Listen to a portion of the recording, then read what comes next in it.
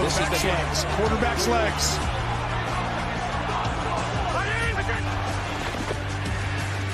Fakes left, now taken off. Gonna run for it, he got it! And there he goes! Inside the 10, the 5. Oh, the play of the year in the NFL!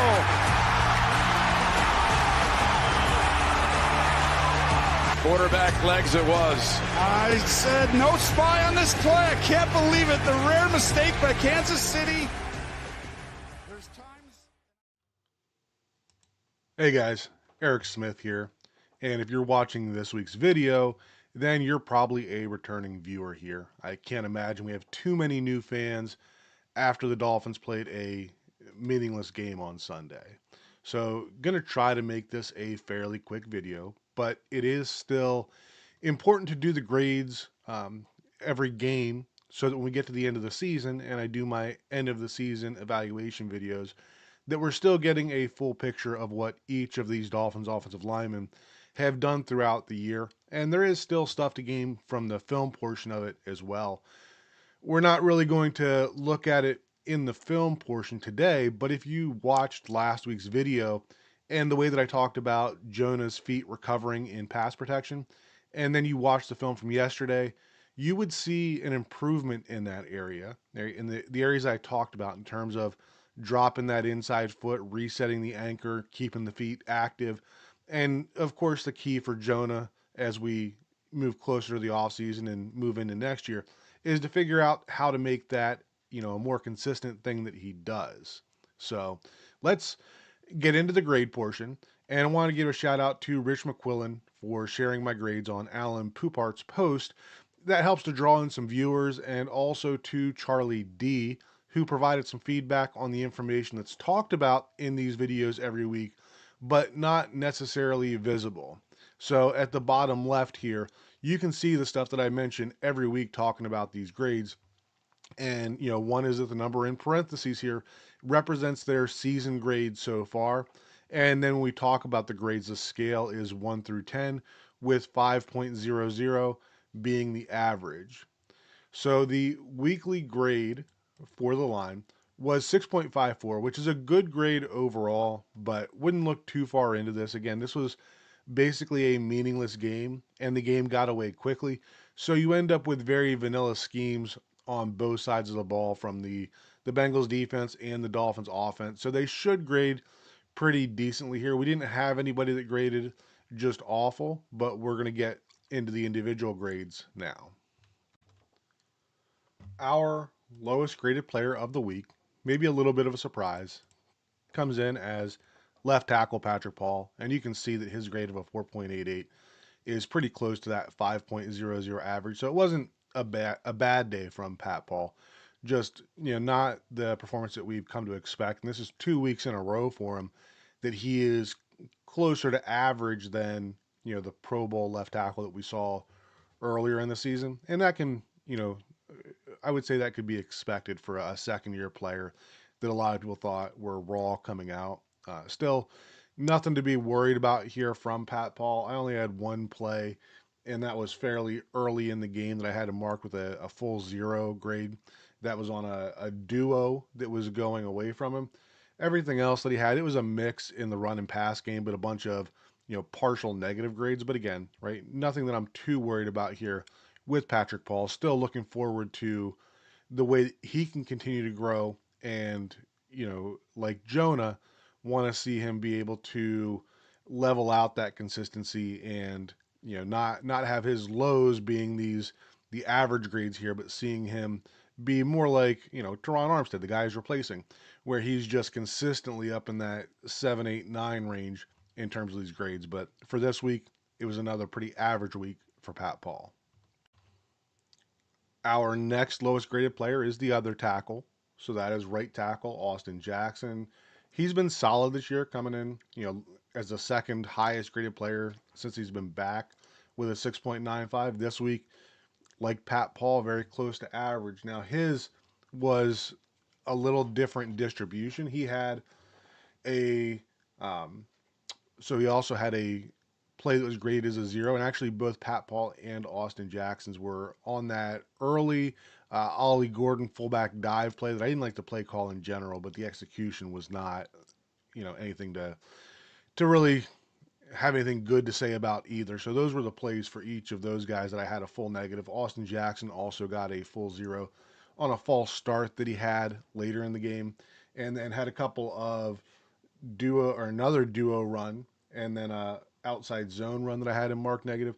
So he had less partial negatives, had one more full negative. So I thought that he was more consistent throughout the game than Pat Paul, but the mistakes that he had, I think, were a little more visible. So, the grades that he had were more severe. So even though they came in with a close to average or close to the same grade, they got there in a little bit of a different way. And then coming in next is left guard Jonah Savaiinaea, 5.59, so a little above average. And this has been kind of what we've been seeing from Jonah lately. I didn't have a single full -0 or a full 0 grades, with no full negative marks for Jonah in this game. It was a bunch of, partial negatives, and most of those came in the run game, which is a little surprising with Jonah because he's been better in the run game over the course of the season than he has in the pass game. And a lot of that was stuff that was going away from Jonah. So plays that were going to the right, and he was trying to get those cutoff blocks. Definitely did some good stuff in those situations, but there were some that weren't, quite up to satisfactory. But again, right, we're looking for the rookie left guard to develop some consistency, and that's kind of what we've been getting from him recently. Is that we're seeing him be able to get some of these average to slightly above average grades, and that's a good place to be as you're finishing up your rookie season, heading into the off season, and we should only expect growth from the rookie second round pick. Our second highest graded player of the week is right guard Cole Strange. And similar to the conversation that we had regarding Pat Paul and Austin Jackson, it was kind of similar with Jonah and Cole Strange, who had similar grades as well. Jonah's was more partial negative throughout the game, whereas Cole Strange's were a couple of more visible ones that impacted the play more individually, but most of the other plays was solid. But like we talk about almost every week, talking about Cole Strange and Jonas Savaiinaea, Cole Strange gets a lot more help, and that's, you can't paint that any other way. And the kind of measuring stick that we use for that most week is the half slide protection. So when they're half sliding to the right, they're leaving Jonah and Pat Paul with a one-on-one situation. And when they're doing a half slide to the left, then you're typically leaving Cole Strange and Austin Jackson with the one-on-one scenario. And in this game, they did a half slide to the left, so helping Jonah 3 times that I had marked down, and going to the right where they're helping Cole Strange by sending Aaron Brewer that way, and they're leaving Jonah on more of an island.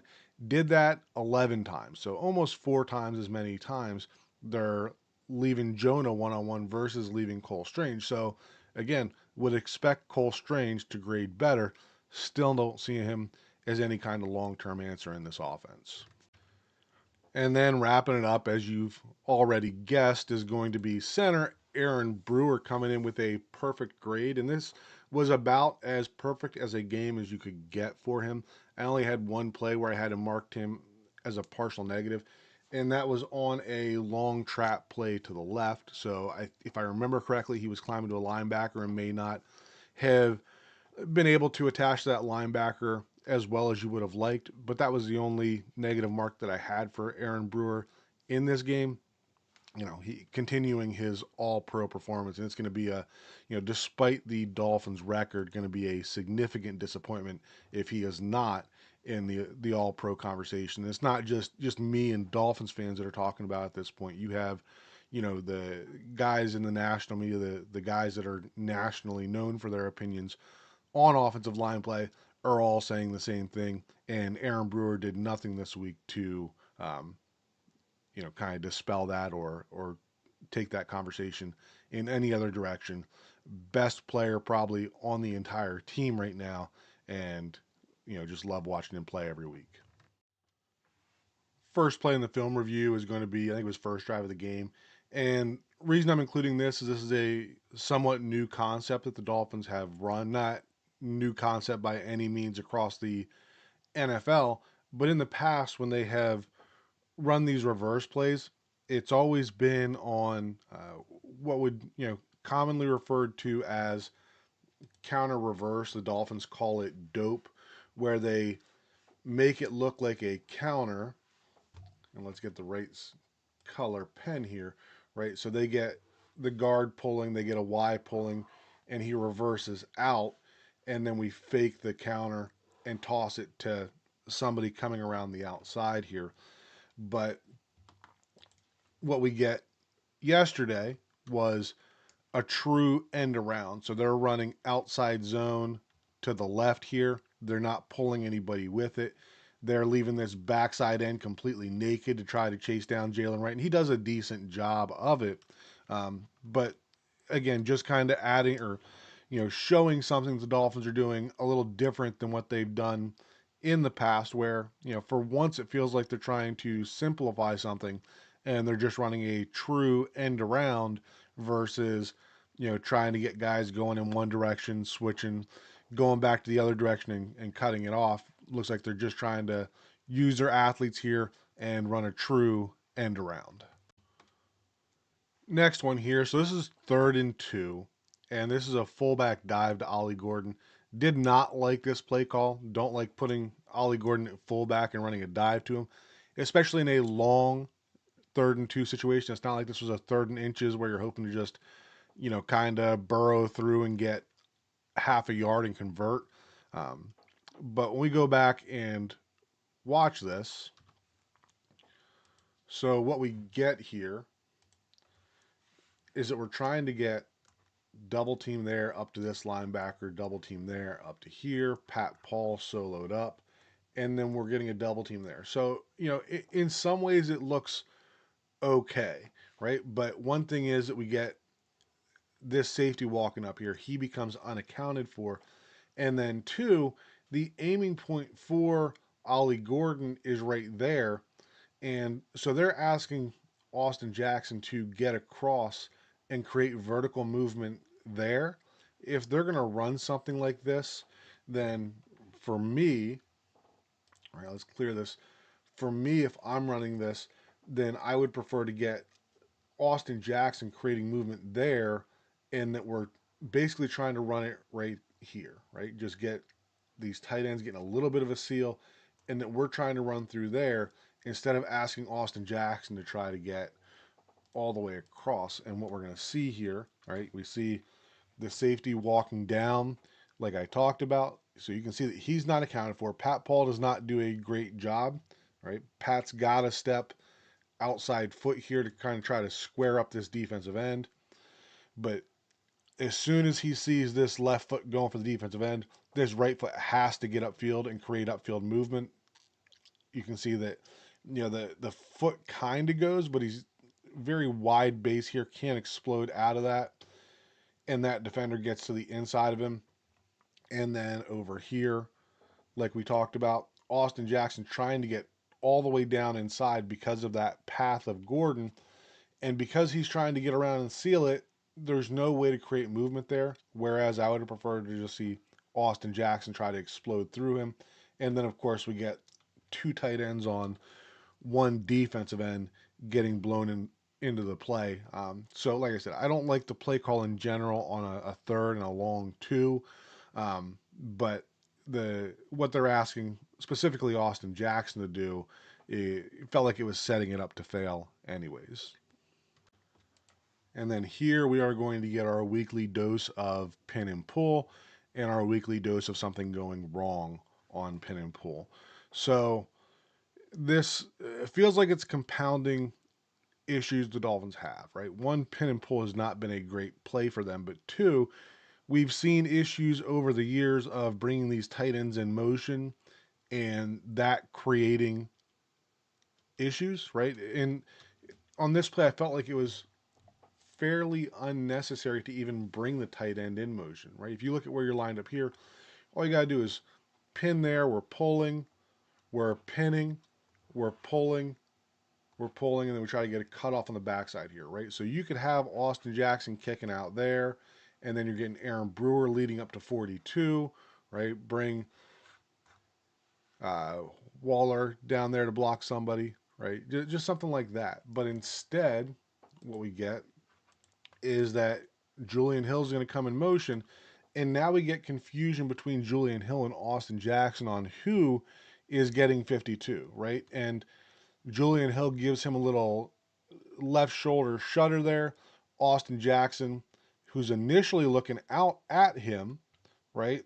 I think feels like Julian Hill is going to take that. And now he's turning up to 42.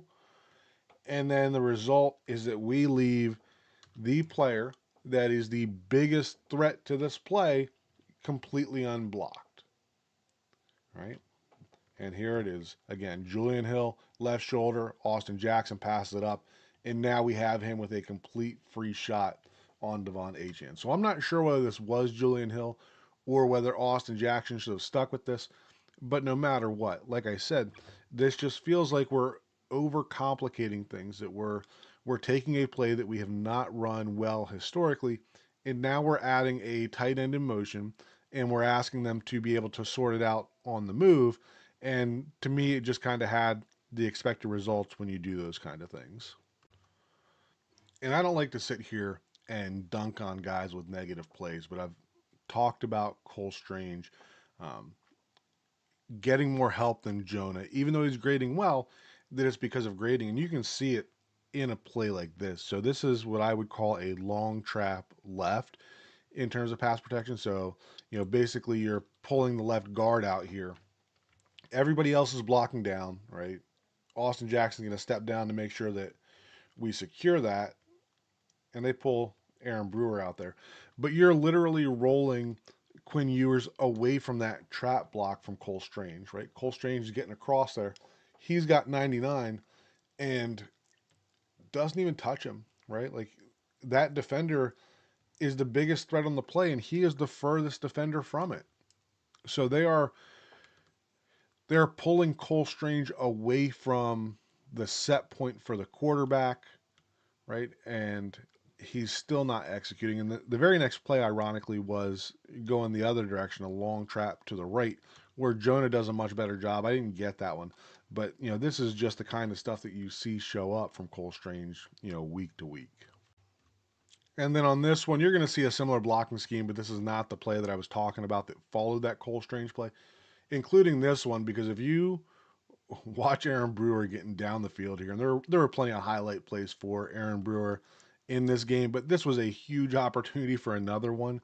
And young back in Jalen Wright, got to have a little bit of awareness here as we're getting 25 yards downfield, right? You have the best open field blocking lineman in the league running stride for stride with you.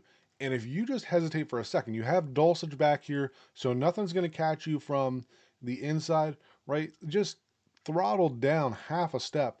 Let Aaron Brewer send this guy to the stands, cut it back inside, break the tackle of number 35, right? And get out of there. And this ended up being um, you know, a long play, but an opportunity that if you just use a little bit of awareness, then this is turning from a 25 to 30 yard play to now a, what is that, 75-yard touchdown potentially, instead of just bouncing off a defender and going out of bounds. So again, just, one of those opportunities. One wanted to highlight Brewer being way down the field there, but just showing that, we're, I don't even want to say a block because didn't get a chance to block, right? But one small decision away from putting more points on the board here.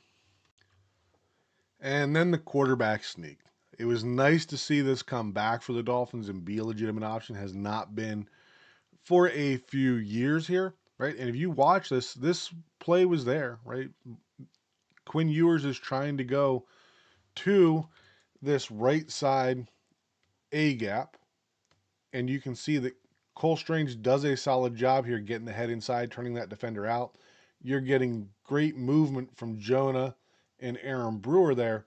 And unfortunately, what you're getting is Quinn Ewers slipping as he's trying to sneak. And, I kind of highlighted this on X that they're doing this on the logo. And we've seen plenty of times in the NFL where, when you're trying to run stuff like this on freshly painted surfaces, that you do get players slipping. So, kind of unfortunate that it worked out that way. I don't know that you can avoid a play call like this just because you're standing on a painted part of the field, right? But I do want to include it just to show there was some encouragement here that the availability was there, the execution was there from everybody except for the quarterback, and that hopefully as we move forward, right, if Quinn is still the starter and even if Zach gets some opportunities, right, hopefully a quarterback sneak becomes a simple option that we can keep going back to in these short yardage situations.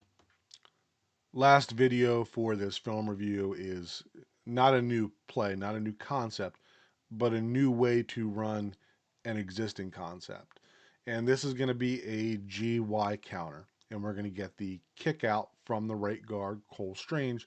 And you're going to see Julian Hill coming in motion.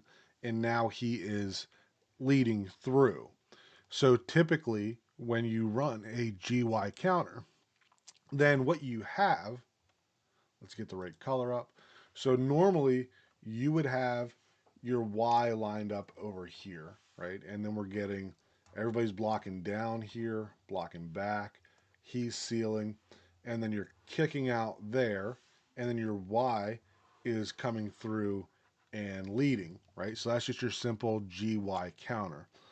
But what the Dolphins do here is that everything's the same except your Y is coming out here and leading through, right? We're still getting the down blocks there. We're getting the back block, check, and get out here.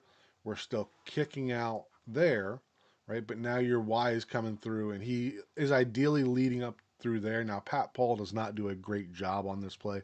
This defender slants away from Jonah. Jonah does a good job creating movement. Would like to see Pat Paul, as he's stepping down, be able to see that, and then step up and seal right away. You can see that he's going to be, a little too aggressive here, and that Julian Hill ends up having to help out with his defender as well.